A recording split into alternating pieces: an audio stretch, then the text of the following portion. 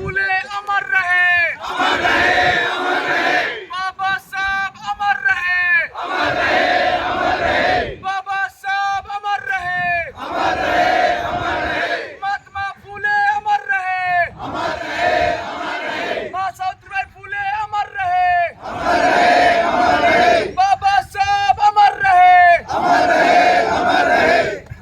साथियों, जिस तरीके से राजस्थान विश्वविद्यालय में हम लोग हर वर्ष की भांति इस वर्ष भी महात्मा ज्योतिबा फूले, जिन्होंने वंचितों के उत्थान के लिए, महिलाओं के उत्थान के लिए, महिला शिक्षा को बढ़ावा देने के लिए सर्वप्रथम जो बीड़ा उठाया वह महात्मा ज्योतिबा फूले थे।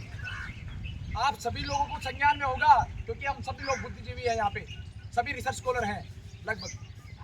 तो कहने का मतलब यही है कि जो वंचित वर्ग के हमारे महापुरुष हैं, उनको हम लोगों को पढ़ना चाहिए कि उन्होंने किन किन लोगों के लिए किस किस परिस्थितियों में काम किया है। ज्योतिबा फूले वह महापुरुष थे जिन्होंने अपनी पत्नी को पढ़ाया। इनकी पत्नी देश की, भारत की प्रथम महिला अध्यापिका थी। सोचिए उस जमाने में, उस समय कि किन परिस्थितियों में, किन विपरीत परिस्थितियों में उन्होंने काम किया। आप सोचिए कि किन संकीर्ण मानसिकता के लोगों ने उन पर कीचड़ फेंका करते थे। जब वो पढ़ाने स्कूल में जाया करते थे तो बीच रास्तों में उन पर कीचड़ फेंका करते थे, गोबर फेंका करते थे पुरुष। कहने का मतलब कि वो ये चाहते थे कि महिला नहीं पढ़े।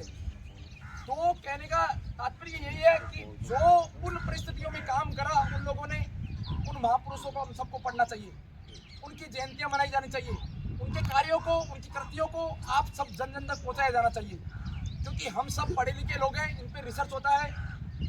महाराष्ट्र और देश के अन्य राज्यों में महात्मा ज्योतिबा फूले के नाम से शोधपीठ भी स्थापित है, वहाँ पर रिसर्च हो रहा है।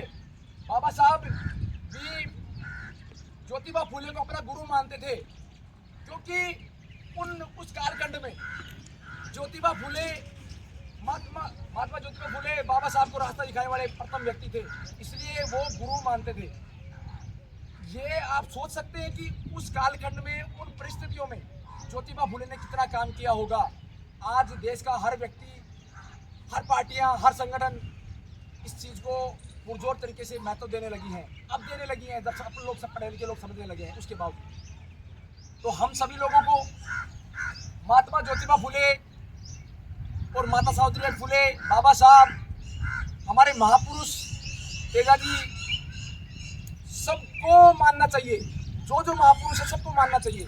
इसमें कोई किंतु परंतु नहीं है। जो इन चीज़ों का विरोध करेगा उनका हम सब लोग विरोध करेंगे, क्योंकि